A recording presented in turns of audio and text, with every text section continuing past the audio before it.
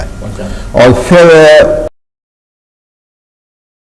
آخری بات جو ہے حضور نبی اکرم صلی اللہ علیہ وسلم نے اسی خطبہ میں فرمائی ہو گئی پر یبلغ الشاہد الغائب. تم میں سے جو میری بات سن رہا ہے جو یہاں پر موجود ہے یہ پورے کا پورا میرا پیغام جو ہے ہدایت نامہ ہے. اب تم نے ان لوگوں تک پہنچانا ہے جو بعد میں آئیں گے جو یہاں پر موجود نہیں ہے. تو گویا کہ حضور نبی اکرم صلی اللہ علیہ وسلم نے امت مسلمہ اپنی امت سے جو ہے امت محمدیہ سے جو ہے یہ جو عہد لیا ہے کہ میرے بعد اب کوئی نبی تو آنا نہیں ہے کیونکہ آپ آخری نبی ہیں، لا نبی بعد، خاتم النبیین ہے. اب پہلی امتوں میں اور حضور نبی اکرم صلی اللہ علیہ وسلم کی امت مسلمہ جو ہے ان میں ایک واضح فرق یہ ہے کہ پہلی امتوں کا تو فرض اتنا تھا کہ اپنے نبی کی بات مانیں، ان ہدایات پر عمل کریں اور اپنی زندگی کو کامیابی کے ساتھ گزار لیں. یار انہوں نے انکار کیا ہے تو اللہ تعالیٰ کے جو عذاب ان پر آتے رہے، جیسا کہ خود قرآن مجید میں تمام قوموں کا قوم عاد ہے، سمود ہے، فرعون ہے، دوسری قوموں کا جو ہے وہ ذکر جو ہے وہ آیا ہے. تو اس طرح جو ہے لیکن امت محمدیہ سے صرف یہ نہیں ہے کہ تم نے میری بات کو ماننا ہے، اس پر عمل کرنا ہے، بلکہ تمہاری ذمہ داری اور بھی ہے، ڈبل ذمہ داری ہے. اور دوسری ذمہ داری اس سے کہیں زیادہ اہم ہے کہ اس پیغام کو اب قیامت تک جتنے انسان اور نسل انسانی آنے والی ہے ان تک تم نے پہنچانا ہے. یہ تمہارا فریضہ جو ہے یہ بہت بڑی ذمہ داری. اور اسی لیے جو یہاں پر جو ہے وہ اللہ تعالیٰ نے فرمایا وَكَذَلِكَ جَعَلْنَاكُمْ أُمَّةً وَسْطًا، کہ اسی طرح ہم نے تمہیں مومنین کو، مسلمانوں کو مخاطب کر کے کہا گیا ہے کہ ایک درمیانی اعتدال پر چلنے والی امت بنایا ہے. لِتَكُونَ شُهَدَاءَ عَلَى النَّاسِ، تاکہ تم لوگوں پر جو ہے شاہد گواہ بن جاؤ. اور جیسے ابھی کہا گواہی کا مطلب یہ ہوتا ہے کہ کسی جو شخص کچھ جانتا ہے اس کو بالکل بعین ہی دوسروں تک پہنچا دینا، اس کی گواہی دے دینا، اس کی شہادت دے دینا اور اس کے متعلق وہ بتا دینا کہ میری جو ہے معلومات کے مطابق یہ چیز ہے. اسی طرح جو ہے وہ رسول اللہ صلی اللہ علیہ وسلم نے جو عہد لیا تھا ان سے تو وہ آپ پر پوری امت پر وہ شاہد ہوں گے. اب جو پہلی امتوں کا جیسے کہا فرض صرف یہ تھا کہ اپنے نبی کی اطاعت کریں اس وقت کے لیے جس وقت کے لیے وہ ہے، اس کے بعد اپنی زندگی، اور ان کا یہ کوئی ذمہ نہیں تھا کہ دوسری قوموں تک یا دوسروں تک یہ پیغام پہنچائیں. لیکن امت محمدیہ جیسے اس کی خصوصیت ہے کہ آپ آخری نبی ہیں، اسلام کامل اور آخری دین ہے اور قرآن مجید آخری کتاب ہے. تو لہذا اب نہ کوئی کتاب آئے گی نہ کوئی نبی آئے گا، وحی کا اور الہام کا سلسلہ ختم ہو چکا ہے. تو اس لیے حضور نبی اکرم صلی اللہ علیہ وسلم جو ہدایت نامہ لائے، جو کامل نظام زندگی انہوں نے دیا، اب امت کا فریضہ ہے کہ یہ دوسروں تک پہنچائے. اور یہی ان کی جو ہے یہ شہداء کہ یہ ان کی گواہی ہے. اب گواہی انہوں نے کیسے دینی ہے؟ یہ شہادت یہاں پر یہ کیا مقصد ہے کہ ایک تو ہے قولی طور پر شہادت دینا اور دوسری چیز جو ہے وہ عملی لحاظ سے ہے. اب قولی لحاظ سے جب ہم دیکھتے ہیں تو ہر شخص کو جو کلمہ گو ہے وہ اس کی شہادت دیتا ہے. جو مسلمانوں گھر میں پیدا ہوا ہے وہ اس کی شہادت دیتا ہے.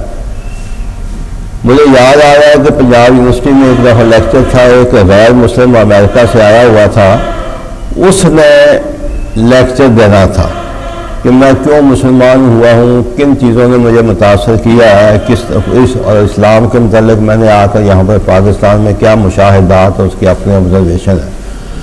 اس کا جو ہے اوپننگ سینٹینس تھا، جو سب سے پہلی بات اس نے کہی کہ I am not a Muslim by birth. I am not a Muslim by birth, میں پیدائشی لحاظ سے مسلمان نہیں ہوں، بلکہ I am a Muslim by choice, کہ میں نے خود انتخاب کیا ہے، میں نے مطالعہ کیا ہے، دیکھا ہے، مشاہدہ کیا ہے، تو مجھے اسلام جو ہے اس تمام ادیان سے مذاہب سے اچھا لگا ہے، لہٰذا اس لیے میں نے قبول کیا ہے۔ تو گویا کہ اس نے یہ کہا، بعد میں اس نے تفصیل میں بتایا کہ مسلمانوں کو جو دیکھتا ہوں ان کی جو ہے وہ یہاں پر جیسے وہ شہادت ہے وہ زبانی قولی ہے، لیکن عمل جو ہے ان میں وہ انہوں نے کہا بہت کم ہے۔ اور اب بھی یہ حقیقت ہے کہ جو نئے مسلمان ہیں یورپ میں، امریکہ میں جو کنورٹ ہو رہے ہیں وہ ہم سے بہتر مسلمان ہیں، کیونکہ وہ بائی چوائس ہوئے ہیں، بائی برتھ وہ مسلمان نہیں ہے، خاندانی وراثتی لحاظ سے، نسلی لحاظ سے وہ مسلمان نہیں ہے، بلکہ انہوں نے اسلام کو سمجھا ہے، پڑھا ہے، خوب کھنگالا ہے، پھر اس کے بعد جو ہے وہ اس راستے پر آئے، اور ان میں استقامت بھی زیادہ ہے، اور ان میں جو ہے باقی چیزوں صفات اور اوصاف میں بھی وہ بہتر ہمیں نظر آتے ہیں۔ تو اس لیے یہاں پر جو ہے پہلی چیز جو ہے شہادت جو ہے اس کا مرتبہ ہے قولی لحاظ سے، جیسے حضور نبی اکرم صلی اللہ علیہ وسلم کو آخری نبی ماننا، اللہ تعالیٰ کو خدا مالک قادر ماننا، یہ جو کلمہ اشہد ان لا الہ الا اللہ و اشہد ان محمد رسول اللہ ہم کہتے ہیں۔ اور پھر اس کے جو ہے تقاضے کیا ہے کہ پہلی چیز تو جو ہے یہی جو ہے کہ جس کی وجہ سے یہی امت پر یہ بھاری ذمہ داری ہے، سب سے بڑا جو اس کے وجود کا جو ہے وہ مقصد وجود جو ہے امت مسلمہ کا یہی شہادت ہے کہ وہ دوسروں تک یہ پیغام جو ہے وہ پہنچانا ہے۔ پہلے جو ہے قولی کے خود جو ہے انسان جو ہے اپنے طور پر جو اسلام کے جو مطالبات ہیں، تقاضے ہیں، ان کو پورا کرے، وہ صفات حسنہ، اخلاق حسنہ جو ہے، اخلاق فاضلہ جو ہے وہ آپس میں پیدا کرے، جس کی قرآن اور حدیث میں حضور نبی اکرم صلی اللہ علیہ وسلم کی وہ ایک جامع نظام زندگی ہے کہ انفرادی زندگی میں بھی رہنمائی کرتا ہے ایک فرد کو کس طرح زندگی گزارنی چاہیے، ایک معاشرہ اگر اس پر تشکیل ہوتا ہے تو اس کے لیے کیا تقاضے ہیں، پھر اگر اللہ تعالیٰ ان کو حکومت اور سلطنت دیتا ہے تو اس حکومت کے حکمرانوں کے کیا تقاضے ہیں، تو یہ سب جو ہے وہ قولی جو ہے وہ شہادت میں جو آتے ہیں کہ وہ ہر شخص جو ہے اسلام کا خود مطالعہ کرے، قرآن و حدیث کو گہری نظر سے دیکھے اور اس کے مطابق جو ہے وہ پھر دوسروں کو اس کو جو ہے یہ شہادت جو ہے وہ دے، گواہی پہنچائے، کھڑا ہو جائے کہ یہ آپ نے کرنا ہے۔ اسی لیے جو ہے وہ حضور نبی اکرم صلی اللہ علیہ وسلم کا دعوت کا جو آخری چیز تھی وہ یہی تھی ساری۔ اس کے بعد ہم دیکھتے ہیں کہ اسی امت کو جو ہے اسی فریضہ شہادت کی وجہ سے، اسی منصب کی وجہ سے جو ہے جو اعلیٰ مقام دیا گیا ہے کہ جیسا کہ حضور نبی اکرم صلی اللہ علیہ وسلم نے فرمایا کہ اب نبی تو کوئی آنا نہیں ہے، کوئی رسول بھی آنا نہیں ہے، کوئی اور ہدایت نامہ آنا نہیں ہے، بلکہ جو ہے العلماء ورثۃ الانبیاء کہ اس امت کے لیے جو ہے سنت یا قاعدہ یا طریقہ کار کیا ہے کہ علماء جو ہے، علماء حق جو ہے ہر زمانے میں ہوں گے، جو انبیاء کا یہ ورثہ جو ہے یہ اللہ کی ہدایت لوگوں تک پہنچانا، اللہ کا یہ پیغام لوگوں تک پہنچانا، یہ سب کے سب جو ہے وہ اب امت مسلمہ پہنچائے گی، اور ان میں بھی العلماء ورثۃ الانبیاء کے علماء جو ہیں وہ انبیاء کے وارث ہیں۔ اور ایک دوسری حدیث میں حضور نے فرمایا علماء امتی کا انبیاء بنی اسرائیل، کہ بنی اسرائیل جو پہلے ہم سے قوم ہوئی ہے حضرت موسیٰ علیہ السلام کی ابھی جس کا ذکر ہو رہا تھا، کہ یہ ایک باقی ملتوں سے ان کو جو ہے ایک قسم کا اعزاز ہے، ایک فضیلت حاصل ہے خدا یا بنی اسرائیل اذکروا نعمت التی انعمت علیکم وانی فضلتکم علی العالمین، کہ یہ بنی اسرائیل جو ہے حضرت موسیٰ علیہ السلام کی جو ہے قوم جو تھی، جب حضرت موسیٰ علیہ السلام کی جو امت تھی، اللہ تعالیٰ ان پر جو ہے سورہ یہ بقرہ میں 2-3 مقامات پر ذکر کرتا ہے کہ اپنی جو اللہ تعالیٰ نے ان پر انعامات کیے ان کو یاد دلاتا ہے تاکہ یہ لوگ جو ہے وہ مانیں، اس احسان کے بدلے میں جو ہے وہ اللہ تعالیٰ کی اتباع کرے، فاذکرونی اذکرکم، اور اس تو اس میں جو ہے فضیلت کیا تھی کہ بنی اسرائیل وہ واحد امت ہے جس کی طرف جو ہے سب سے زیادہ انبیاء ہے. قرآن مجید میں بھی اب تمام انبیاء کا ذکر ہے، اور احادیث کے مطابق بحقی کی روایت ہے، مولانا یہاں صاحب علم بیٹھے ہیں اور جانتے ہیں کہ 1,24,000 پیغمبر ہوئے. ان میں صرف 10 انبیاء ایسے ہیں جو غیر بنی اسرائیل ہیں، باقی سب کے سب اسرائیل میں سے آئے، بنی اسرائیل میں سے تھے. تو اتنے جو ہے کثیر تعداد میں اللہ تعالیٰ نے بنی اسرائیل کی طرف یہ جو ہے انبیاء بھیجے. یہ ان کی ایک قسم کی روحانی دینی لحاظ سے فضیلت ہے باقی امتوں پر. اس کے ساتھ ہی ساتھ جو ہے کہ اللہ تعالیٰ نے ان کو دنیاوی بادشاہ دی، دنیاوی حکومت جو ان کو دی ہے، اس لحاظ سے حضرت داؤد علیہ السلام ہے، حضرت سلیمان علیہ السلام ہے کہ وہ جس قرآن مجید میں جس کا ذکر ہے کہ حضرت سلیمان علیہ السلام نہ صرف انسانوں پر بلکہ جنوں پر بھی، چرند پرند حیوانات باقی مخلوقات کے لیے بھی اللہ تعالیٰ نے ان کو جو ہے حکومت دے دی تھی. اور یہی یہ یہودیوں کا جو ہے وہ اپنے آپ کو سو کہتے ہیں گولڈن ایج ہے، اور اسی کا جو ہے وہ حضرت داؤد علیہ السلام نے یہ یہاں پر جو فلسطین میں وہ قلعہ صہیون بنایا تھا کہ وہ ایک چھاونی تھی، فوجی چھاونی جو ان کی طاقت اور قوت اور حشمت کی نشانی تھی. اور اسی کو وہ صہیونیت، وہ یہ جو ہے یہودی جو موجودہ اسرائیل ہے، وہ کہتا ہے کہ ہمارا جو ہے وہ گولڈن ایج جو ہے وہی ہم نے جو اس وقت ہمارے پاس علاقہ تھا وہ سب کا سب ہمارا ورثہ میں ہمیں ملا ہوا ہے. اور مدینہ تک، مدینہ منورہ بھی اس میں وہ شامل ہے، باقی ارد گرد فلسطین کا علاقہ تقریباً سارا ہے. بہرحال کہنے کا مقصد یہ ہے کہ ہم سے پہلے جو قوم ملت ہے یہ بنی اسرائیل ہے. ان پر اللہ تعالیٰ کے انعامات بے شمار ہیں، اور انعامات دنیاوی لحاظ سے بھی، مادی لحاظ سے بھی، اور روحانی اور دینی اور انبیاء کا جو سلسلہ ہدایت کا ہے اس سلسلے میں بھی.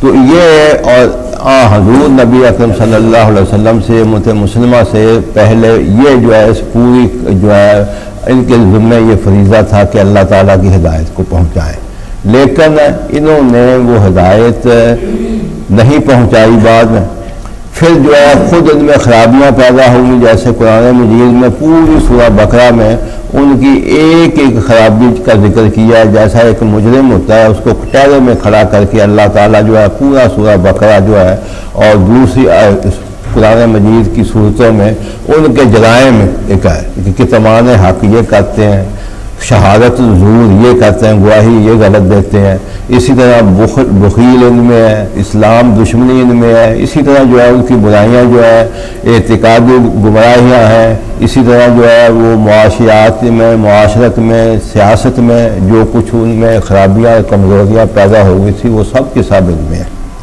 تو اب اس کے جو ہے امت مسلمہ کے ذمہ جو یہ لگائی پہلے قولی شہادت ہے کہ خود جو ہے اقرار کرنا، خود اسلام کا مطالعہ کرنا خود ہے، اور پھر اس کے بعد اس کو دوسروں تک پہنچانا ہے. اس کو جو ہے اس سے شہادت یہ دینا کہ دوسروں تک پہنچانا ہے، اور اس کو اچھے سے اچھے طریقے سے آسن طریقے سے جو ہے وہ پہنچانا ہے.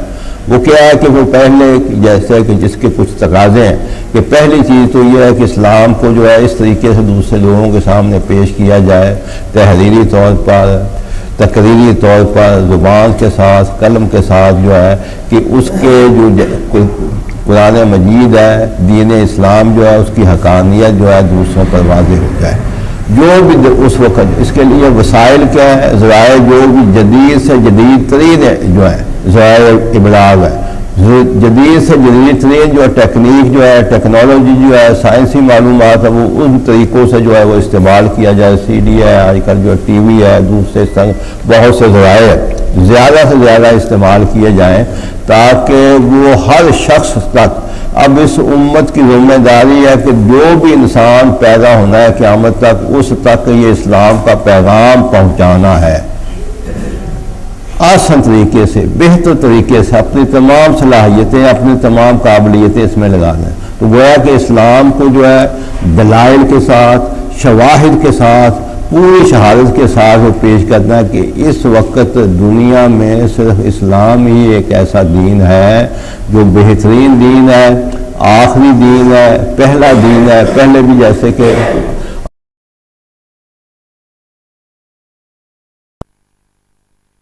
کو دین اسلام کی جو ہدایات ہیں، دین اسلام نظام زندگی جو ہے یہ دیتا ہے انفرادی زندگی کے لیے، عائلی زندگی کے لیے، مدنی زندگی کے لیے، معیشت کے لیے، معاشیات کے لیے اور سیاست اور معاشرے جتنے بھی شعبہ ہے زندگی ہے سب کے لیے جو ہدایات دیتا ہے وہی بہتر ہے، اور اسی پر عمل کرنے میں انسانیت کی فلاح اور نجات ہے۔ اس کو جو ہے پہلی چیز جو قولی شہادت ہے یہ لوگوں تک آپ نے پہنچانی ہے مدلل طور پر، دلائل کے ساتھ، شواہد کے ساتھ۔ اور الحمدللہ ہر زمانے میں مسلمانوں کے ہاں ایسے علماء پیدا ہوتے رہے ہیں، ایسے مفکرین پیدا ہوتے رہے ہیں کہ جو بھی فتنے اٹھے ہیں ان سب کا انہوں نے قلم کے ذریعے، زبان کے ذریعے جو ہے مدلل جواب دیا ہے۔ امام غزالی حجت الاسلام جو ان کے زمانے میں جو ہوا، امام راضی ہیں، اس طرح جب یونانی فلسفے نے جو ہے مسلمانوں پر جو ہے حملہ آور ہوا ہے، ان میں جو ہے تشکیک کے اور اس طرح کے جو ہے خرابیاں پیدا کی، تو اس وقت علماء حق ہی اٹھے کہ انہوں نے یونانی فلسفے کا جو تعارف تھا سب وہ بخیر کر رکھ دیا، اس کے مقابلے میں آئے، کتابوں کے ذریعے، زبان کے ذریعے جو ہے ان کا جو ہے مدلل جواب آئے۔ اور اس طرح ہر زمانے میں اب بھی ہے، جیسا کہ میں کہوں گا کہ جدید زمانے میں سب سے زیادہ کہ یہ جو ہے مولانا مودودی مرحوم، اس نے ہر جو ہے ان کی تفہیم القرآن آپ پڑھیں، باقی تفاسیر پہلی پڑھیں، اس میں سب سے بڑا فرق آپ کو یہی نظر آئے گا کہ انہوں نے جدید مسائل کو لیا ہے۔ وہ سب سے پہلے شخص ہیں جنہوں نے کمیونزم، سوشلزم پر قلم اٹھایا ہے، جمہوریت کی خامیاں جو ہیں بیان کی ہیں۔ اسی طرح دوسرے جو ہے فاشزم ہے، ڈکٹیٹرشپ ہے، یا دوسرے جو نظام ہے زندگی دنیا میں آئے ہیں یا آ رہے ہیں، نئے نئے خیالات ہیں جتنے جو ہے یہ مغرب سے آئے ہیں، یہ ڈارون وغیرہ، سروائیول آف دی ہیگل ہے، اسی طرح کے دوسرے کارل مارکس جسے معاشیات میں آ کر جو ہے انقلاب پیدا کیا، تو ان سب کو جو ہے اللہ تعالیٰ نے یہ مولانا مودودی مرحوم کو نہ توفیق دی، اور انہوں نے اپنے قلم کے ذریعے جو ہے وہ ہر طریقے سے ان کے جو تھے دعوے، جو تھے، جو نظریات تھے، ان کو جو ہے اس کا مدلل مثبت جواب دیا ہے، اور اب تک جو ہے لوگوں نے، ہزاروں نے، لاکھوں نے، کروڑوں لوگ جو ہے آپ کی جو ہے تصانیف سے جو فائدہ اٹھا رہے ہیں۔ اسی طرح مصر میں سید قطب شہید ہے، اور اس طرح کے جو ہے مفکرین ہیں جنہوں نے جو ہے وہ اسلام کی حقانیت پر اور دوسرے جتنے ازم ہیں، جتنے نظریات ہیں، ان کے باطل کو باطل جو ہے ثابت کرنے کے لیے جو ہے اپنا قلم اٹھایا ہے۔ تو یہ انہوں نے حق جو ہے ادا کیا ہے، اور یہ ہر زمانے میں جیسے کہا کہ اب مسلمانوں کا یہ حق ہے کہ پہلے اسلام کی حقانیت کو مدلل طور پر ثابت کریں، پھر دوسری چیز جو ہے جو دوسرے اس کے مقابل میں نظام ہے زندگی آتے ہیں ان کو مدلل طور پر ان کو رد کیا جائے، اور وہ بھی جو ہے ایسے اسلوب کے ساتھ جو جدید اسلوب ہو، جدید زبان ہو، جدید ٹیکنیکس ہو، جدید ٹیکنالوجی کے ذریعے۔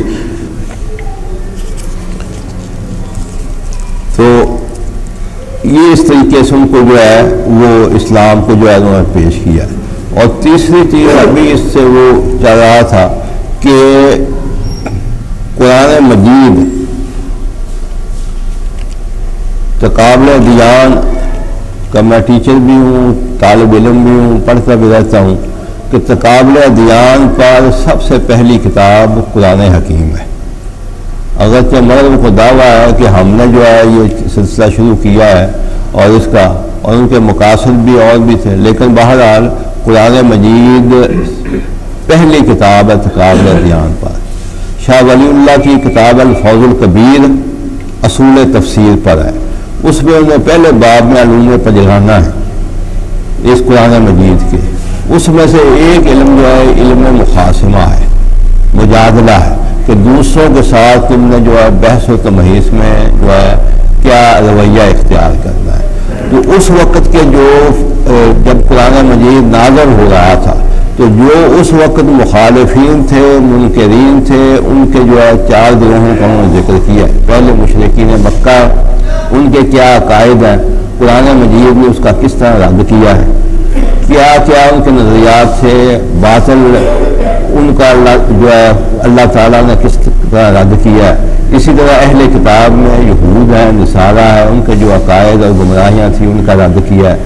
پھر اس کے بعد جو ہے منافقین کا گروہ آتا ہے. تو منافقین کس طرح کے لوگ تھے، ان کی کیا علامات تھی، وہ جو ہے ان کا وہ نشانیاں، ان کی علامات، ان کے خیالات، ان کا جو ہے پھر تنبیہ کی گئی ہے. تو گویا کہ قرآن مجید نے جس طرح جو ہے اسلوب ہے، اس طرح ہر زمانے میں جس طرح کے کچھ لوگ ازم آئیں گے، نظریات آئیں گے، ان کا دوسرا مدلل طور پر ان کی جو ہے وہ رد کرنا. یہ ہے کہ تیسری چیز جو ہے اس سے آگے ہم چلتے ہیں تو وہ ہے کہ دوسرے کا جب آپ رد، یہ تبلیغ بھی ہے، ایک قسم کی دعوت بھی ہے. جب آپ یہ اپنے شہادت جو ہے حق پیش کرتے ہیں تو اس کو جو ہے نرمی کے ساتھ جو تبلیغ کے جو ہے کہ بہتر سے بہتر انداز میں جس سے گفتگو کر رہے ہیں اس کی ذہنی سطح سامنے رکھ کر آپ اس سے گفتگو کریں، اور اسی طرح جو ہے زبان وہی ہو، اسلوب وہی ہو، یہ چیزیں، اور ذرائع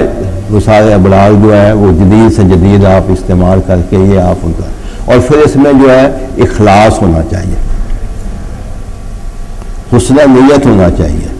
اخلاص سے مطلب یہ ہے کہ جب آپ دوسرے سے بحث یا دوسرے غیر مسلم سے یا دوسرے شخص سے جو آپ کی بات نہیں مان رہا تو اس کو نرمی کے ساتھ، نصیحت کے ساتھ، خود قرآن مجید نے اس کو کہا ہے کہ ادعو الی سبیل ربک بالحکمۃ والموعظۃ الحسنى وجادلہم باللتی ہی احسن. یہ جو آسن مجادلہ ہے، اچھا مجادلے کے ذریعے جو ہے ان کو وہ قائل ہو. اس میں اپنی جو ہے انانیت نہ ہو، جیسا کہ کوئی مناظرہ ہوتا ہے یا یہ کہ میں نے بہت اچھا جو ہے اس کا رد کر دیا ہے، بہت اچھا جواب. اس میں کوئی انانیت یا خود غرضی یا اپنی انا کی تسکین نہ ہو، بلکہ صرف لوجہ اللہ، اخلاص. اور جتنا زیادہ اخلاص ہوگا، جتنا زیادہ حسن جو اللہ کے لیے ہوگا تو اللہ تعالیٰ اس میں آسانیاں بھی پیدا کر دیتا ہے.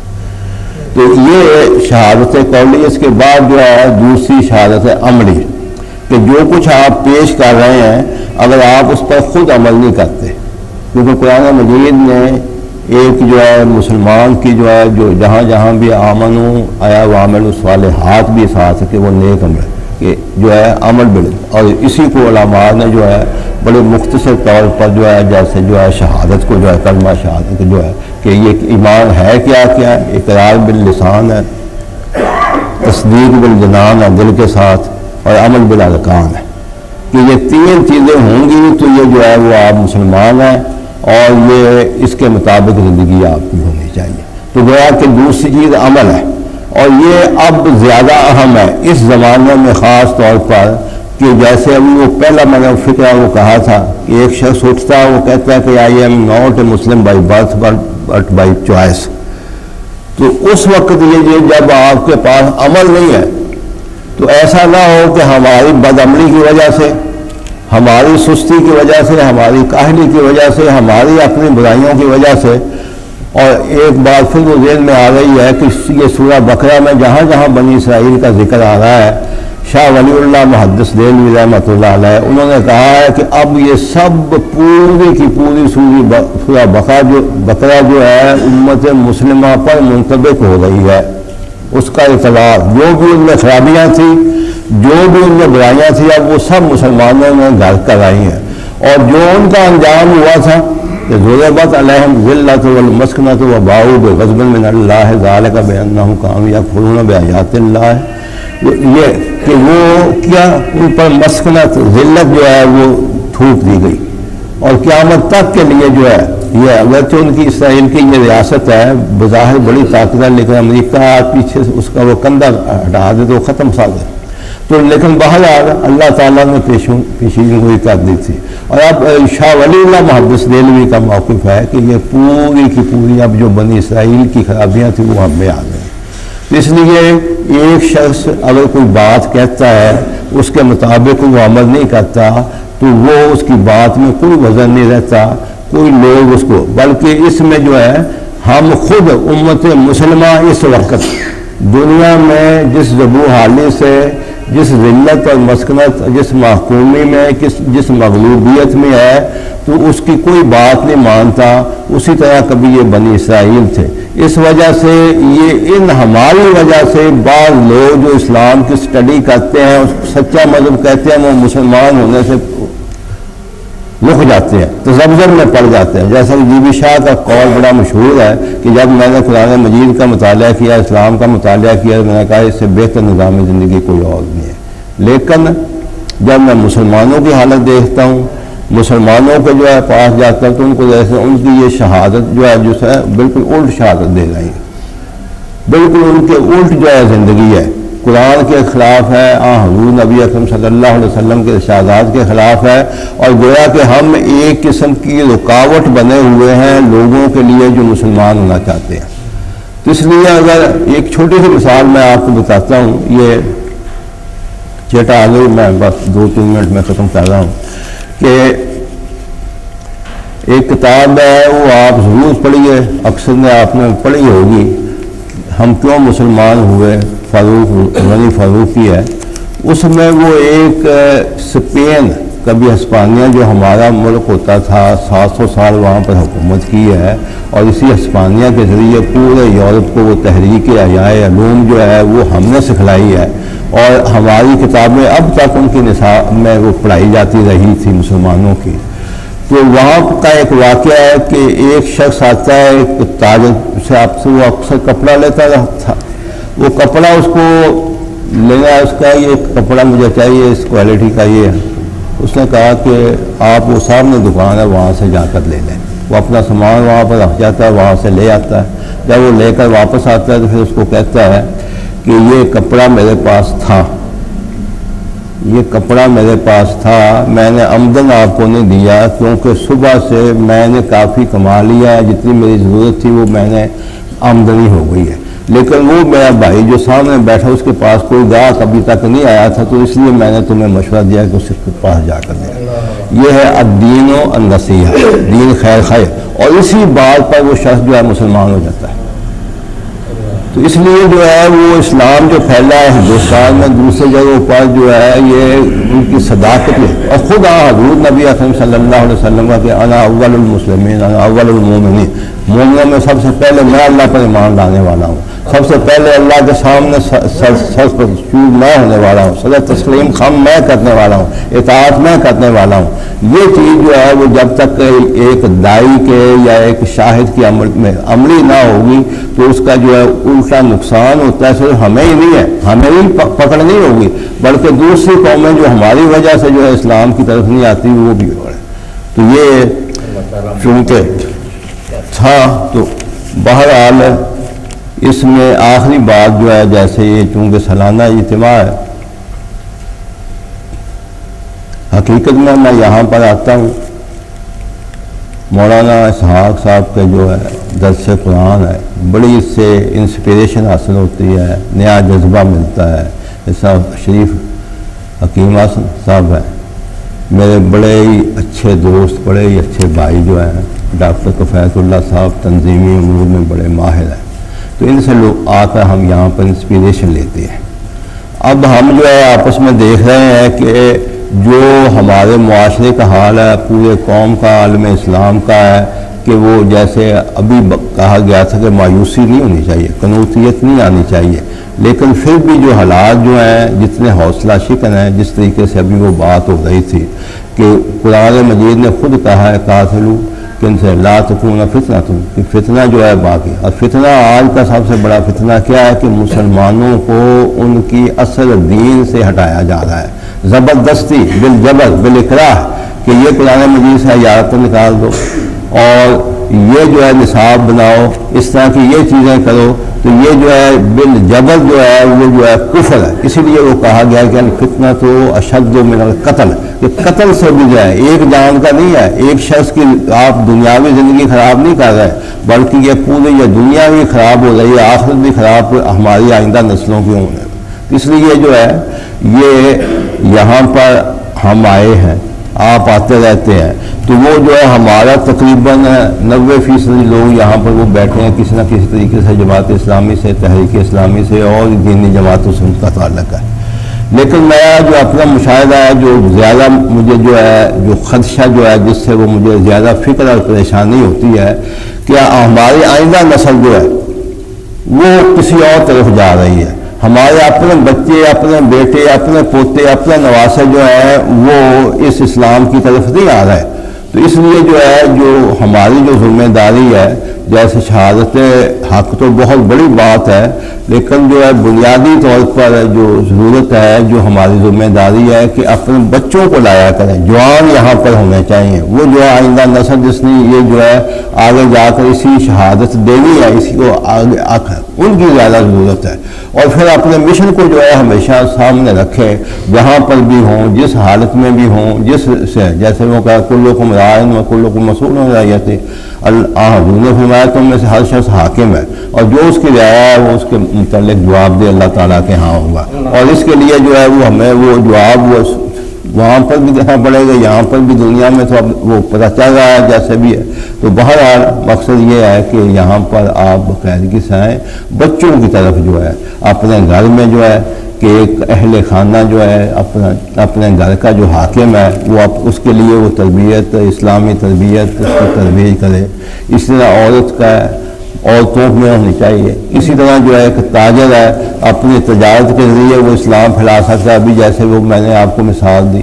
اسی طرح ایک جو ہے دفتر میں جہاں پر بھی جو ہے وہ اپنے جو ہے وہ دائرہ کار میں رہتے ہوئے وہ اس اسلام کی تبلیغ کرنی چاہیے، اس اسلام تو دوسروں تک پہنچنا چاہیے.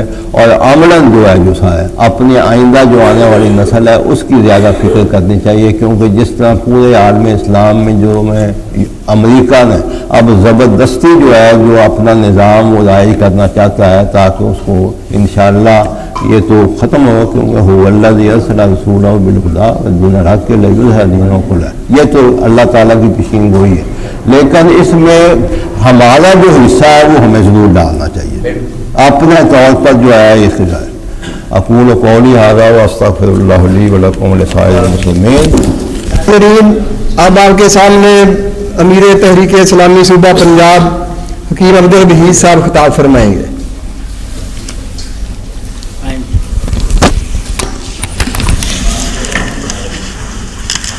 اللہ وکفا والسلام علی عبادہ الذین اصطفیٰ. رفقائے کرام، پرسوں تک میرا خیال یہی تھا کہ آپ کے سامنے زبانی تقریر کروں، لیکن رات یہ خیال بدل گیا اور میں نے یہ سوچا کہ جس موضوع پہ میں نے خطاب کرنا ہے اسی کو لکھ لیا جائے تاکہ خطیب کی تیاری بھی ہو سکے اور یہاں پر بھی. اعوذ باللہ من الشیطان الرجیم، بسم اللہ الرحمن الرحیم. یا ایہا الذین آمنوا لا تتخذوا اليہود والنصارى اولیاء بعضهم اولیاء بعض ومن يتولهم منكم فإنه منهم ان اللہ لا يهدي القوم الظالمین. سورہ مائدہ کی آیت نمبر 51 میں نے آپ کے سامنے تلاوت کی ہے. اس کا مطلب یہ ہے کہ اے ایمان والو، تم یہودیوں اور عیسائیوں کو اپنا دوست مت بناؤ، وہ آپس میں ہی ایک دوسرے کے دوست ہیں، اور جو شخص ان میں سے کسی کو دوست بنائے گا وہ انہی میں سے ہوگا. بے شک اللہ تعالیٰ ظالموں کی قوم کو ہدایت نہیں دیتا. یہ آیت غزوہ احزاب کے موقع پر بنو قریظہ کے جلا وطن کیے جانے سے قبل نازل ہوئی. اس آیت اور اس کے ماں بعد کی آیات میں یہود و نصارہ کو دوست بنانے کی ممانعت ہے. اس آیت میں یہاں تک کہا گیا کہ جو کوئی ان کو دوست بنائے گا اس کا شمار بھی انہی میں سے ہوگا. اگلی آیت میں یہ بھی کہا گیا ہے کہ یہود و نصارہ سے تعلق رکھنے والے در حقیقت منافقین ہیں.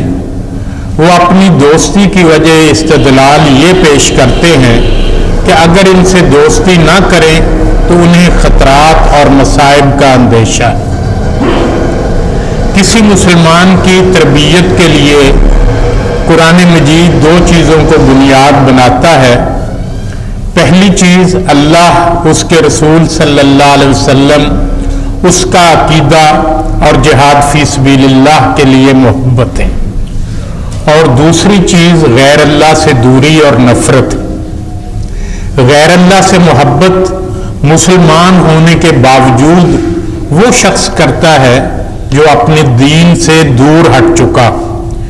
ایسی صورت میں اللہ تعالیٰ فرماتا ہے یا ایھا الذین آمنوا من یرتد منکم عن دینہ فسوف یأتی اللہ بقوم یحبهم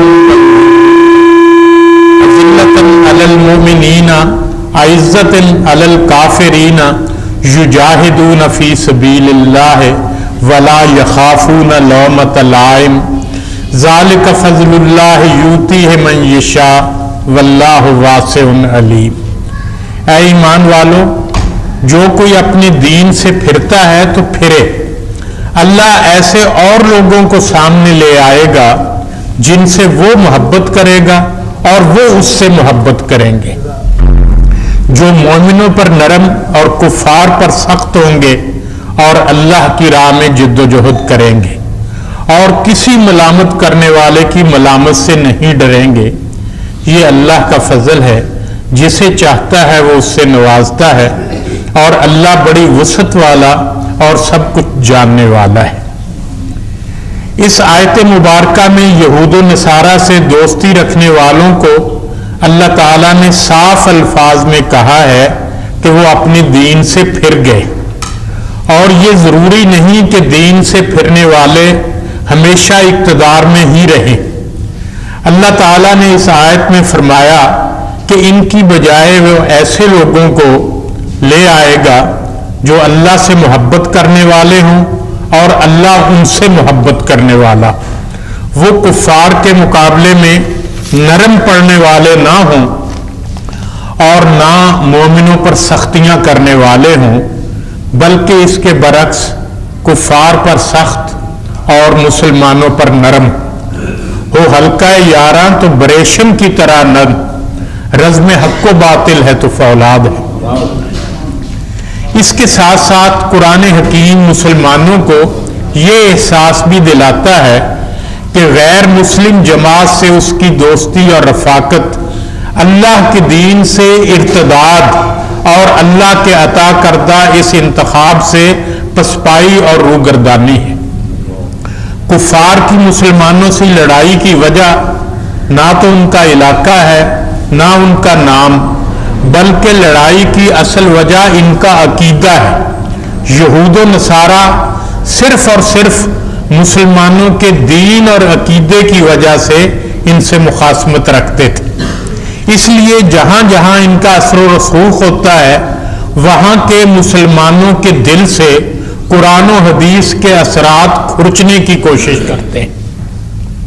وَمَن يَتَوَلَّهُم مِّنكُم، یعنی جو شخص یہود و نصارہ کو اپنا ولی بنائے گا۔ یہاں پر ولی بنانے سے کیا مراد ہے؟ اس سے مراد ان سے مدد حاصل کرنا اور ان سے معاہدے کرنا ہے، ان کے دین کو قبول کرنا نہیں ہے۔ لیکن ہماری بدقسمتی یہ ہے کہ اب مسلمانوں میں ایسے لوگ بھی ہو گئے ہیں جو کہلاتے تو مسلمان ہیں لیکن یہود و نصارہ کی ساری صفات ان میں موجود ہیں، بلکہ ان کی حمایتوں میں یہ یہود و نصارہ سے بھی بڑھ کر ہے۔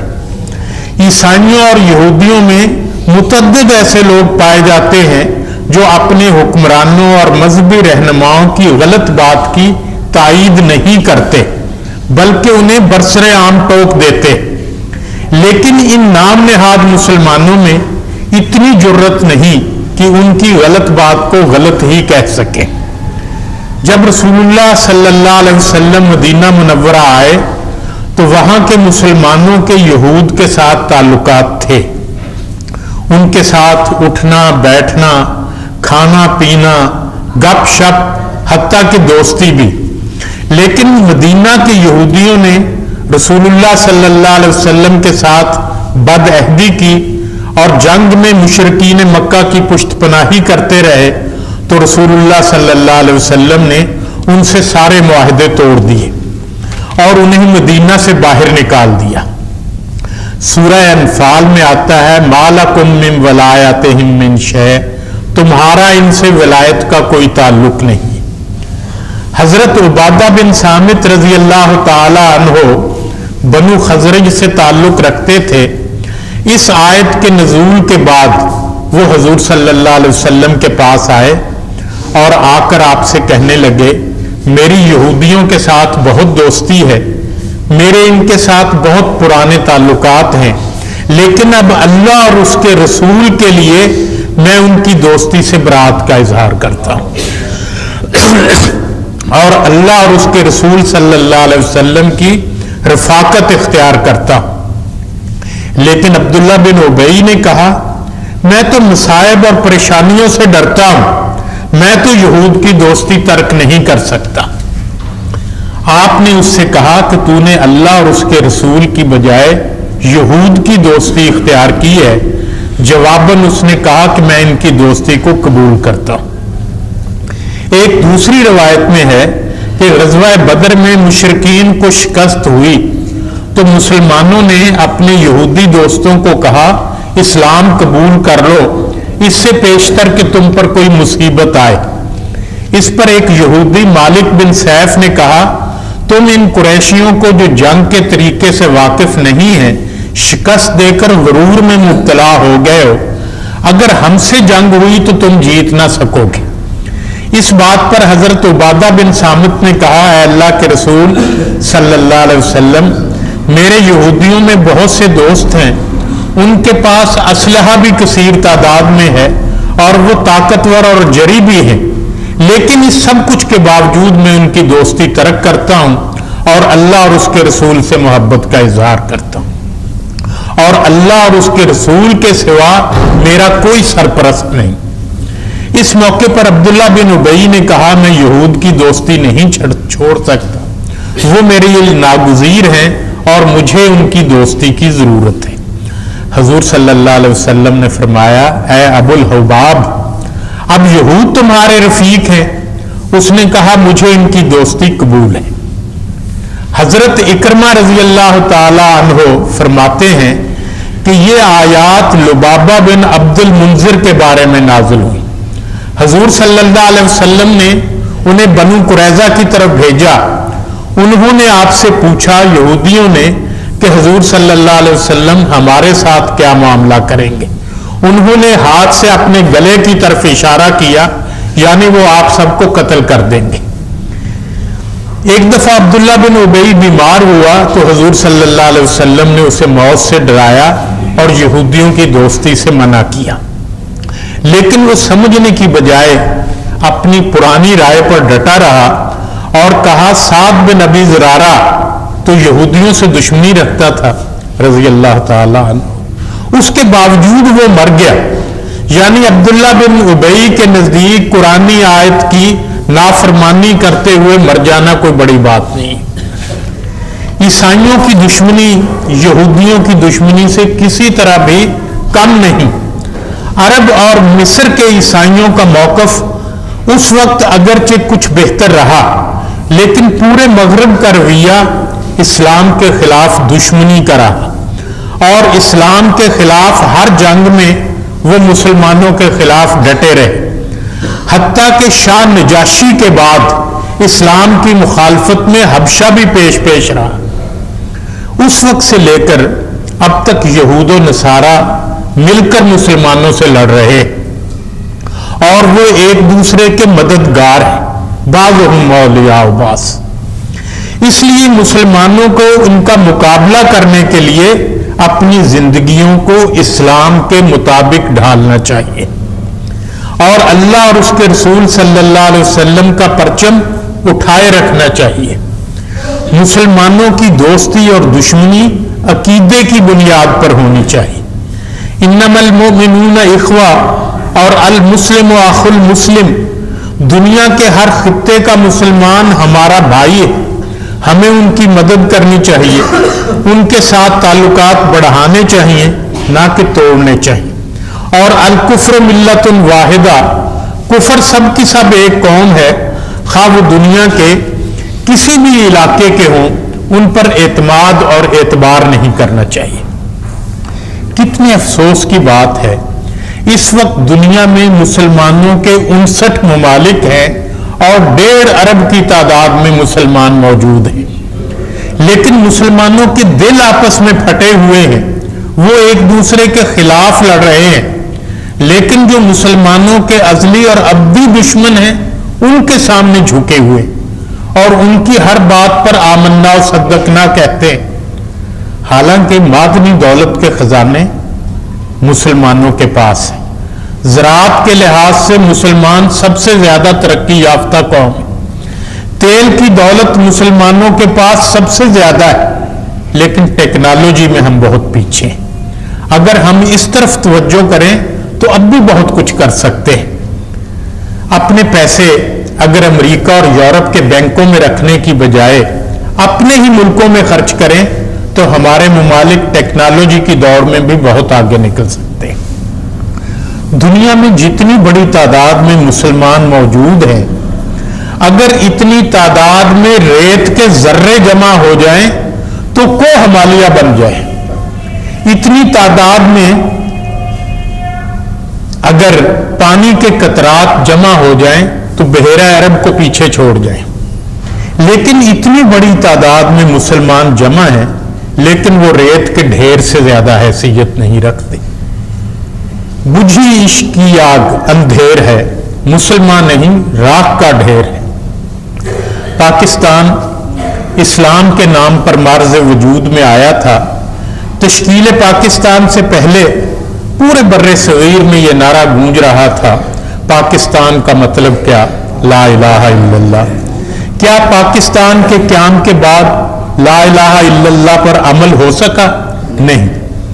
لوگ عملاً تیار تھے اسلامی نظام کے لیے، ان کے ذہن میں کوئی شک نہیں تھا کہ پاکستان میں لا الہ الا اللہ کی حکومت قائم نہیں ہوگی۔ قیام پاکستان کے فوراً بعد بعض مقامات پر ڈی سیز نے جمعہ کے خطبے دینے شروع کر دیے تھے کہ اب تو اسلامی نظام آ رہا ہے، ہمیں بھی اس کے مطابق ڈھل جانا چاہیے۔ عوام میں سے بدماش ترین لوگ، ٹانگے والے، ریڑے والے، گلی اور محلے میں آوارہ پھرنے والے لوگ، سب نے مسجد کا رخ کر لیا تھا، لیکن ہمارا حکمران طبقہ دین کے قریب نہ آ سکا۔ اس نے جھوٹے وعدے تو کیے لیکن وعدے نبھا نہ سکا۔ ایک دفعہ میں وہاڑی سے بذریعہ بس حاصل پور گیا۔ وہاڑی سے کچھ دور ہی نکلا تھا کہ بس میں بیٹھے بیٹھے باہر نظر پڑی، سنگ میل پر لکھا ہوا تھا اسلام 30، یعنی یہاں سے ہیڈ اسلام 30 کلومیٹر دور ہے۔ فاصلہ کم ہوتا گیا، 30 سے 29، 29 سے 28، جوں فاصلہ کم ہوتا گیا میرے دل میں یہ خواہش پیدا ہوئی کہ جب اسلام آئے گا تو سنگ میل پر کیا لکھا ہوگا۔ میں بڑی احتیاط سے سنگ میل پڑھتا جا رہا تھا، اسلام 5، اسلام 4، اسلام 3، اسلام 2، اسلام 1۔ میرے دل کی دھڑکن تیز ہو رہی تھی، میں دیکھنا چاہ رہا تھا کہ اب سنگ میل پر کیا لکھا ہوگا۔ اچانک اسلام کے آثار شروع ہو گئے، لیکن یہ کیا؟ سنگ میل پر لکھا ہوا تھا اسلام 0۔ میرے ذہن میں تحریک پاکستان کی پوری فلم گھوم گئی۔ اسلام آ رہا ہے، اسلام زندہ باد، پاکستان کا مطلب کیا؟ لا الہ الا اللہ، اور جب پاکستان بن گیا تو اسلام 0 ہو گیا۔ جیسے وہاڑی اور حاصل پور کے درمیان اسلام 0 ہو گیا تھا، قیام پاکستان سے لے کر اب تک پاکستان میں اسلام 0 ہی ہوتا جا رہا ہے، بلکہ اب تو 0 سے بھی نیچے چلا گیا۔ ایک زمانہ تھا کہ پاکستان میں اسرائیل کا نام لینا بھی گناہ سمجھا جاتا تھا، لیکن اب ہمارا حکمران طبقہ اسرائیل کی مالا جپ رہا ہے۔ قیام پاکستان سے لے کر اب تک بھارت اور پاکستان کے درمیان شدید مخاصمت تھی، لیکن اب پاکستان اور بھارت کے درمیان امریکہ کے کہنے پر دوستی کی پینگیں بڑھائی جا رہی ہیں۔ پہلے امریکہ کے کہنے پر پاکستان کی 4 اہم وزارتیں ان کے پسندیدہ آدمیوں کو دی جاتی تھی: وزارت خارجہ، وزارت خزانہ، وزارت تعلیم اور وزارت دفاع۔ اب امریکہ کی مرضی کے بغیر دفتروں میں چپڑاسی بھی بھرتی نہیں کیا جاتا۔ کچھ عرصہ پہلے عطاء الحق قاسمی نے ایک کالم میں تذکرہ کیا تھا کہ میرے ایک پرانے دوست مجھ سے ملنے آئے اور باتوں باتوں میں پوچھا کہ سنا ہے تمہاری امریکی سفارت خانے میں بڑی واقفیت۔ میں نے سینہ پھلا کر کہا ہاں، تمہیں کیا کام ہے؟ کہنے لگا میرے بھائی کو فلاں دفتر میں چپڑاسی لگوا دے۔ یعنی پاکستان میں امریکہ کا اثر و رسوخ اتنا بڑھ گیا ہے کہ ان کی مرضی کے بغیر کوئی شخص ملازمت بھی حاصل نہیں کر سکتا۔ فیلڈ مارشل ایوب خان نے اپنی خود نوشت کا نام رکھا تھا فرینڈز ناٹ ماسٹرز، یعنی ان کا دعویٰ تھا کہ ہم امریکہ کے دوست ہیں، وہ ہمارے آقا نہیں۔ لیکن اب امریکہ ہمارا دوست نہیں، ہم امریکہ کے غلام۔ امریکہ دوستی کے آڑ میں آتا ہے اور آ کر ملک پر قبضہ کر لیتا ہے۔ اس سے پہلے حکمرانوں کے دور میں یہ تھا کہ امریکہ کی کوئی بات مان لی جاتی تھی اور کوئی بات نہیں مانی جاتی تھی، لیکن اب تو امریکہ کی ہر بات پتھر پر لکیر ہے۔ اس کے ایک عام آدمی کی زبان سے نکلی ہوئی بات ہمارے حکمران ٹھکرا نہیں سکتے۔ وہاں سے آئے ہوئے عام آدمی کے سامنے بھی ہمارے ذمہ داران ہاتھ باندھے کھڑے نظر آتے ہیں۔ پچھلے حکمران امریکہ کے دورے پر جاتے تھے، موجودہ حکمرانوں کی طلبی ہوتی ہے۔ پچھلے حکمران جاتے تھے تو کچھ لے کر آتے تھے، موجودہ حکمران جاتے ہیں تو کچھ دے کے آتے ہیں۔ امریکی حکمران وہاں بیٹھے بیٹھے حکم صادر کرتے ہیں اور ہم یہاں بیٹھے بیٹھے ان کے حکم کی تعمیل میں لگ جاتے ہیں۔ ان کا حکم آتا ہے کہ بھارت سے تعلقات قائم کرو، ہم کہتے ہیں جی سائیں۔ ان کا حکم آتا ہے کہ کشمیر سے مجاہدین کو نکالو، ہم کہتے ہیں حاضر سائیں۔ وہ کہتے ہیں کہ بھارت میں ہونے والی ہر دہشت گردی کے ڈانڈے پاکستان سے ملتے ہیں، ہم کہتے ہیں ہم تفتیش کر رہے ہیں۔ وہ کہتے ہیں کہ پاکستان کے خلاف پاکستان کے فلاں فلاں لیڈر کو پکڑ لو، ہم ان کو گرفتار کر لیتے ہیں۔ ہم امریکہ کے تو غلام تھے ہی، اب بھارت کی غلامی بھی ہم نے اختیار کر لی۔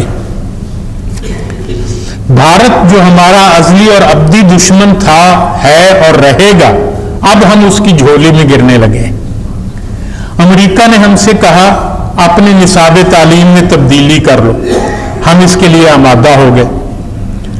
امریکہ نے کہا نصاب سے سورہ انفال اور سورہ توبہ نکال دو، ہم نے کہا صرف یہ 2 صورتیں ہی نہیں، جن جن میں آیات میں جہاد کا ذکر آتا ہے ہم ان میں سے کسی کو بھی نصاب میں شامل نہیں کریں گے۔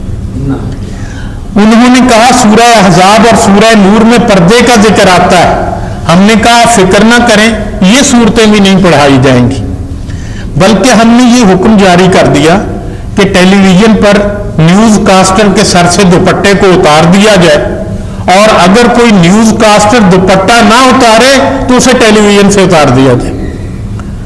ہم نے کہا امریکہ بے حیائی سے خوش ہوتا ہے تو ہم ٹی وی پر بےہودہ سے بےہودہ پروگرام کرنے لگے۔ ہم نے بے حیائی کو پھیلانے کے لیے میراتھن ریسز کا اہتمام کیا، ہم نے ثقافتی شو منعقد کیے۔ اس کے بعد معاملہ اور آگے بڑھا، ہم نے بلا اجازت مسجد کی تعمیر پر پابندی لگا دی۔ انگریز کے دور میں حکمران خود تھانوں اور کچہریوں میں مسجدیں بنواتا تھا، اب حکمرانوں کی منشا کے بغیر کوئی مسجد تعمیر نہیں ہو سکتی۔ رجسٹریشن کے بغیر مدارس کی تعلیم اور تعمیر پر پابندی لگا دی گئی، مدارس میں اپنی مرضی کے مضامین شامل کر دیے گئے، مدارس میں غیر ملکی طالب علموں کو پڑھنے سے روک دیا گیا۔ ان لاکھوں طالب علموں کی وجہ سے پاکستان اربوں روپے کا زر مبادلہ کماتا تھا، اب وہ اس سے محروم ہو گیا۔ یہ طالب علم اپنے ملکوں میں واپس جا کر بلا معاوضہ پاکستان کے سفیر کی حیثیت سے کام کرتے تھے. اب یہ سفارت ختم ہو گئی. بلکہ یہ سارے طالب علم جو یہاں کے مدرسوں سے نکلے وہ بھارتی مدرسوں میں داخل ہو گئے, اور اب وہ سارے فوائد جو پاکستان کو حاصل تھے بھارت کو حاصل ہو گئے. امریکہ کے کہنے پر پاکستان میں جہادی تنظیموں کی سرگرمیوں پر پابندی لگا دی گئی. پاکستان کی یہ فوج, مجاہدین کی فوج, پاکستانی فوج سے ہر لحاظ سے بہتر تھی. ان میں پاکستانی فوج کی نسبت جوش و جذبہ بھی زیادہ تھا, انہیں تنخواہ کا لالچ بھی نہیں تھا. 20 جہادی تنظیموں میں لاکھوں لوگ شامل تھے, لیکن اب ان کی سرگرمیوں کو ختم کر دیا گیا. وہ رقم جو جہاد کے مصرف میں آ رہی تھی اب معاشرتی بیماریوں, جسمانی بیماریوں اور جہیز کی مدات میں خرچ کی جا رہی ہے. حکومتوں اور عوام کے درمیان پہلے بھی معاہدے ہوئے تھے, لیکن ان معاہدوں پر عمل ہوتا تھا. اب صورتحال یہ ہو گئی ہے, حکومت جب چاہتی ہے معاہدہ توڑ دیتی, جب حکومت مشکل میں ہوتی ہے تو معاہدہ کر لیتی ہے, اور جب پریشانی ختم ہو جاتی ہے تو معاہدے کو چاک کر دیتی ہے. بلوچستان میں جو کچھ ہوا, شمالی اور جنوبی وزیرستان میں جو کچھ ہوا, اور اب باجوڑ میں جو کچھ ہوا, اس کی زندہ مثالیں. باجوڑ میں وزیرستان کی طرز پر حکومت اور قبائلیوں میں معاہدہ ہونے والا تھا. جس روز یہ معاہدہ ہونا تھا اسی روز باجوڑ میں خار کے مقام پر ایک مدرسے پر امریکن جہازوں نے بمباری کی, جس کے نتیجے میں اساتذہ اور طالب علموں سمیت 83 افراد شہید ہوئے, جن میں سے 30 طالب علم حافظ قرآن تھے. اس سے پہلے اسی سال جنوری میں ڈوما ڈولا پر فائرنگ کی وجہ سے 18 افراد شہید ہوئے تھے, اور اس پر پوری قوم کی طرف سے شدید رد عمل ظاہر ہوا تھا کہ امریکہ نے یہاں پر بمباری کیوں کی. اب اگر یہ بات سامنے آ جاتی کہ یہ بمباری بھی امریکہ نے کی ہے تو اس کے خلاف پورا پاکستان اٹھ کھڑا ہوتا. اس لیے اپنے منہ پر پاکستان نے کالک مل لی, یہ کہہ کر کہ بمباری امریکہ نے نہیں خود اس نے کی. اب ایک جھوٹ کو چھپانے کے لیے پاکستان کو بار بار جھوٹ بولنے پڑ رہے, لیکن کوئی بھی اس کی بات ماننے کو تیار نہیں ہے. اس علاقے میں رہنے والے اور اس علاقے کو جاننے والے اچھی طرح جانتے ہیں کہ اس مدرسہ میں چھوٹی عمر کے بچے پڑھتے تھے جن کی عمریں 7 سے 15 سال تک تھیں, اور اتنی کم عمر کے بچے دہشت گرد نہیں ہو سکتے. ان کو دہشت گرد ثابت کرنے کے لیے یہ الزام لگایا گیا کہ وہاں کے طالب علموں کی عمریں 20 سے 40 سال تک تھیں. پہلے یہ کہا گیا کہ جو لوگ مارے گئے ہیں وہ سب کے سب غیر ملکی تھے, اور پھر خود ہی یہ کہا گیا کہ نادرا کے ریکارڈ کے مطابق ان کی عمریں 20 سال سے زیادہ ہے. سوچنے کی بات یہ ہے کہ اگر وہ غیر ملکی تھے تو نادرا کے پاس ان کا ریکارڈ کیسے آ گیا. خار سے 1 کلومیٹر کے فاصلے پر رہنے والے جماعت اسلامی کے ممبر قومی اسمبلی ہارون الرشید, جنہوں نے استعفیٰ دے دیا ہے, وہ اس علاقے سے پوری طرح واقف ہیں. ان کے کہنے کے مطابق بھی یہ کم عمر طالب علم تھے اور ان پر بمباری امریکی طیاروں نے کی. وہ کہتے ہیں جب امریکی طیارے بمباری کر کے جا چکے تب پاکستانی طیارے آئے, جن کی آواز اور امریکی طیاروں کی آواز میں واضح فرق تھا. بالفرض یہ بمباری پاکستانی طیاروں نے بھی کی ہے تو ان کے پاس اس بمباری کا کیا جواز تھا؟ کیا زمینی راستے سے ان تک پہنچنا ممکن نہ تھا؟ کیا وہاں پر اسلحہ کے ڈھیر تھے کہ ان کے خلاف کوئی کارروائی ہوتی؟ 83 آدمیوں کی شہادت ایک بہت بڑا سانحہ ہے. پہلے بلکہ پاکستان بننے سے پہلے یہ سنا کرتے تھے کہ اگر ایک ناحق قتل ہو جائے تو سرخ آندھی آ جاتی. اب ایک وقت میں اتنے لوگوں کو قتل کر دیا جاتا ہے اور کوئی طوفان نہیں آتا. اللہ کی نگری میں دیر ہے اندھیر نہیں. ہو سکتا ہے اللہ تعالیٰ انہیں آزما رہا ہو کہ جتنا ظلم تم کر سکتے ہو کر لو, ایک وقت آئے گا جب سب ظلم کا حساب چکا دیا جائے گا. ہمارے حکمران کہتے ہیں باجوڑ کی طرح اور بھی حملے ہو سکتے ہیں، اور جگہوں پر بھی بمباری کی جا سکتی ہے۔ اگر انسان میں غیرت نہ ہو تو وہ ہر کام کر سکتا ہے۔ پاکستان کے لوگوں کو خبردار رہنا چاہیے کہ امریکہ باجوڑ کی طرح کراچی کے کسی دینی مدرسے پر بھی حملہ کر سکتا ہے، لاہور کی کسی درسگاہ کو بھی نشانہ بنا سکتا ہے، فیصل آباد کے کسی دارالعلوم پر بھی بمباری کر سکتا ہے، اور ان سب کا الزام پاکستان اپنے سر پر لے سکتا ہے۔ دوسرے ملکوں کی فوجیں اپنے ملک کی حفاظت کرتی ہیں اور دشمن ملک پر حملہ کرتی۔ پاکستان کی فوج ایسی ہے جو اپنے ہی ملک کو فتح کرتی ہے اور اپنے ہی عوام کو کچلتی ہے اور اب اپنے ہی لوگوں پر بمباری کرتی۔ ہمارے حکمران نے جب اقتدار سنبھالا تو شاید دنیا کو یقین نہیں تھا کہ یہ کیسا شخص ہے، اگرچہ پرویز کا نام ہی کافی تھا کہ پرویز نامی ایران کے حکمران نے حضور صلی اللہ علیہ وسلم کا نام مبارک چاک کیا تھا۔ یہ کسی پکے اور سچے مسلمان کا نام نہیں ہو سکتا، لیکن امریکہ اور دوسرے مغربی اقوام کو یقین دہانی کے لیے ہاتھ میں 2 کتے لے کر تصویر کھنچوائی کہ میں بھی تمہاری طرح کتوں کا شوقین ہوں، اور پھر اسے بڑے اہتمام سے یورپ اور امریکہ کے اخباروں میں چھپوایا۔ جب رچرڈ آرمیٹیج نے انہیں سخت الفاظ میں وارننگ دی کہ اگر ہمارا ساتھ نہ دیا تو ہم تمہیں پتھر کے زمانے میں بھجوا دیں گے، تو آرمی چیف ہوتے ہوئے انہوں نے گھٹنے ٹیک دیے، جس کا اعتراف انہوں نے اپنی خود نوشت میں کیا ہے۔ اپنی کتاب میں دوسرا انکشاف انہوں نے یہ کیا کہ جتنے لوگوں کو انہوں نے پکڑ کر امریکہ کا حوالے کیا، انہوں نے ان سب کو گوانتانامو بے کی جیلوں میں بند کر دیا، ان سب کے بدلے میں امریکہ سے پیسے وصول کیے۔ اور ہو سکتا ہے کہ اب لوگوں کو ٹارگٹ کلنگ سے، فائرنگ سے، بمباری سے مار کر ان کے پیسے بھی امریکہ سے وصول کیے جا رہے ہیں۔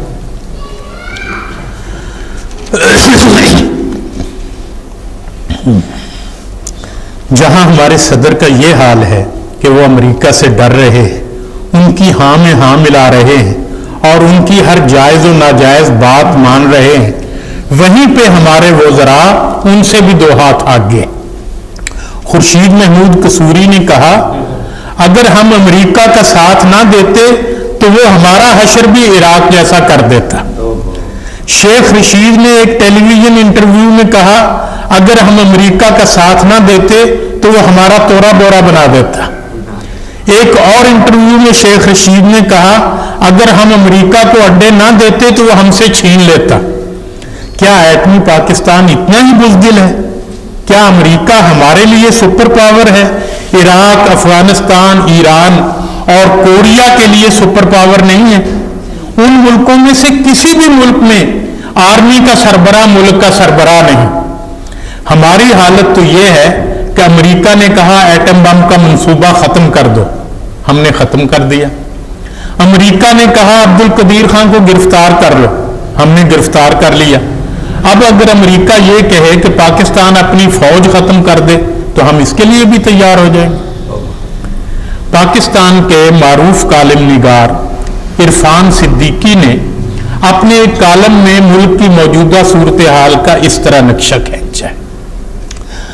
اگر کل حکم آئے کہ دنیا کو تمہارے ایٹمی پروگرام سے خطرہ ہے، اسے ختم کر دو، تو کیا ہم خود کدالے اور بیلچے اٹھائے نکل آئیں گے کہ اگر ہم نے اپنے آپ ایسا نہ کیا تو امریکہ کر گزرے گا؟ اور اگر اس وقت ہم ڈٹ جائیں گے تو آج ہم پر کیوں کپ کپی تاری؟ کہا گیا کہ کروسیڈ میں ہمارا ساتھ دو، ہم نے مان لیا۔ ہمیں اڈے اور بندرگاہیں دو، ہم نے دے دی۔ دہشت گرد پکڑ کر ہمارے حوالے کر دو، ہم کرنے لگے۔ طالبان کی جگہ شمالی اتحاد کو قبول کر لو، ہم نے کر لیا۔ ہم جسے دہشت گردی کہیں تم بھی اسے دہشت گردی مان لو، ہم نے کہا ٹھیک ہے۔ کشمیر کی تحریک حریت بھی دہشت گردی ہے، ہم نے کہا بجا۔ اس تحریک کو اب آب و دانہ فراہم کرنے والے تمام مراکز بند کر دو، ہم نے کر دیے۔ جہادی تنظیموں کو نکیل ڈال دو، ہم نے ڈال دی۔ جہاد کے تصور کی حوصلہ شکنی کرو، ہم نے گردن جھکا لی. دینی مدارس کی مشقیں کسو ہم نے کس دی. اپنے نظام تعلیم کو نئے خطوط پر ڈھال دو، ہم نے ڈھال دیا. اپنی درسی کتب کو جہادی اور تاریخی تذکروں سے پاک کر دو، ہم نے سر تسلیم ختم کر دیا. بھارت سے دوستی کرو، ہم بسنت منانے لگے. کشمیر کے بارے میں اقوام متحدہ کی قراردادوں کا تذکرہ موقوف کر دیا. حامد کرزئی کی مدد کرو، ہم شجر خاردار کو لہو پلانے لگے. قبائلی علاقوں میں فوج بھیجو، ہم نے بھیج دی. قبائلیوں پر بم برساؤ، ہم برسانے لگے. ڈاکٹر عبد القدیر خان ہمیں زہر لگتا ہے، اسے بے لباس کر دو، ہم نے اس کے دامن کی دھجیاں اڑا دی. انتہا پسندی ترک کر کے روشن خیالی اشعار کرو، ہم نے ٹی وی چینلز پر اریانی و فحاشی کا ایسا سرکس سجایا کہ مغرب بھی ہم سے کوسوں پیچھے رہ گیا. اسلامی قوانین شرف انسانی کے منافی ہیں. ہم نے حدود آرڈیننس کو آپریشن تھیٹر کی میز پر لٹا کر نشتر زنی شروع کر دی. اتنے داغ قطار اندر قدار سجے ہیں کہ شمار ممکن نہیں. اے امریکہ، ہم آپ کے بندگان بے دام ہیں. بس اتنی گزارش ہے کہ ہم کلمہ گو مسلمان ہیں. ہمارا عقیدہ ہے کہ ایک دن قیامت ضرور آئے گی اور حشر کا میدان سجے گا. ہم سب کو اللہ کے حضور پیش ہونا ہے. وہیں کہیں آس پاس ہمارے نبی صلی اللہ علیہ وسلم بھی تشریف فرما ہوں گے.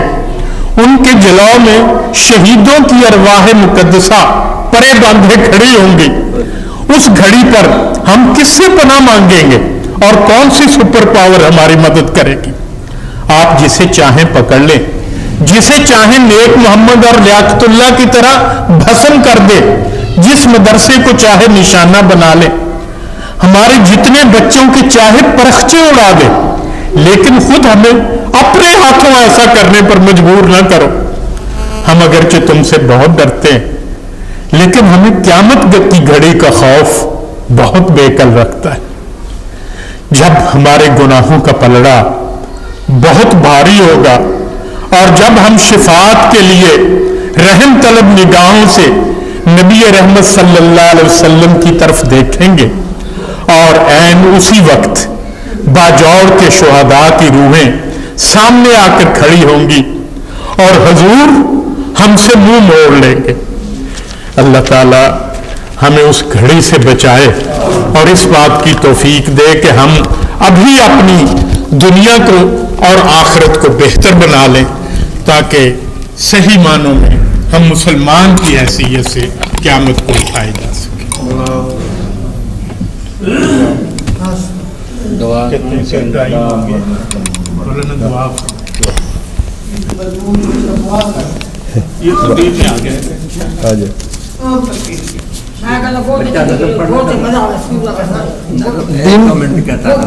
دینی مدارس میں جھوم کر قرآن پاک کی تلاوت کرنے والے معصوم بچے بھی دہشت گرد اور سورج طلوع ہونے سے پہلے اندھیرے کی سیاہ اوڑھنی میں سیاہ کاروائی کے مرتکب منصف کہلانے لگے. تو مسلمانوں کو اللہ کے حضور گڑ گڑا کر اپنے گناہوں کی معافی مانگنی چاہیے. یہ چھوٹا بچہ اب کوئی کلام پڑھے گا، اس کے بعد دعا ہوگی، پھر اذان.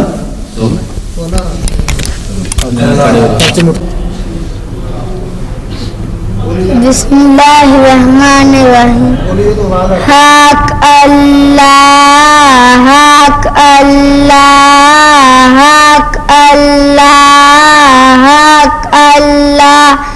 اے مجاہد نبی نعت گنگنائے جا، نغمہ محمدی جھوم کر سنائے جا.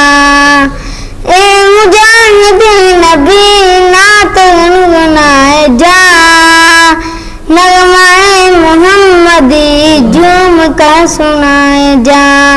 دو جہاں پہ چھائے جا، دو جہاں پہ چھائے جا، ضرب حق لگائے جا،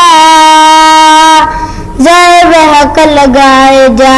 حق اللہ حق اللہ حق اللہ. پرچم نبی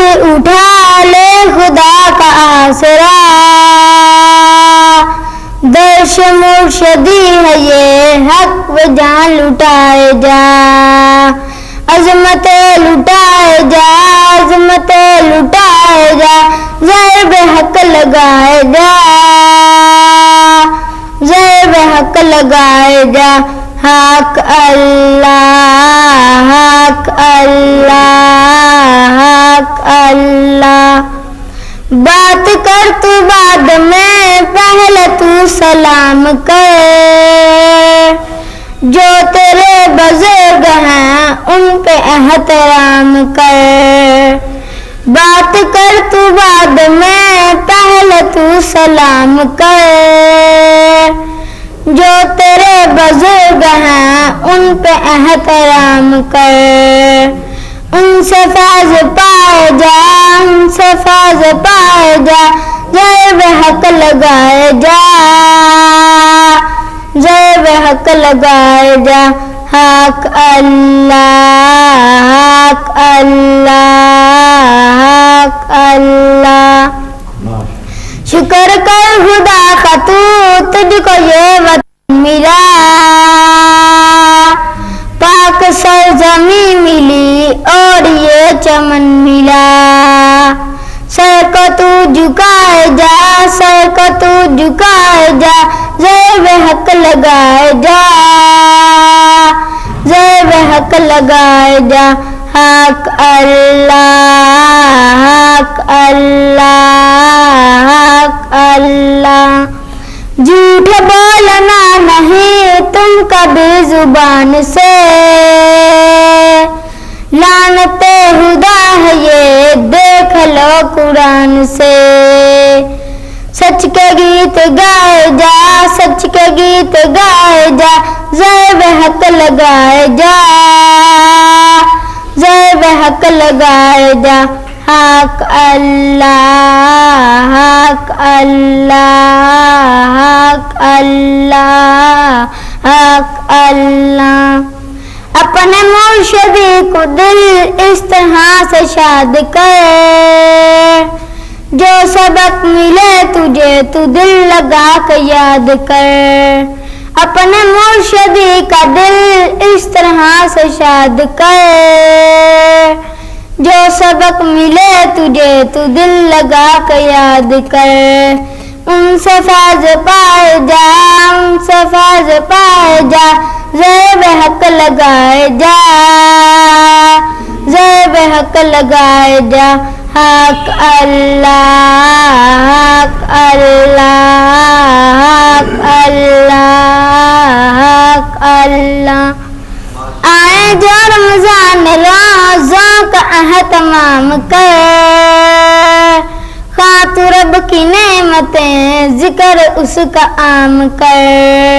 ذکر تو سنائے جا، ذکر تو سنائے جا، ضرب حق لگائے جا، ضرب حق لگائے جا، حق اللہ، حق اللہ، حق اللہ۔ آرزو کی دوا تو رہے سخی صدا،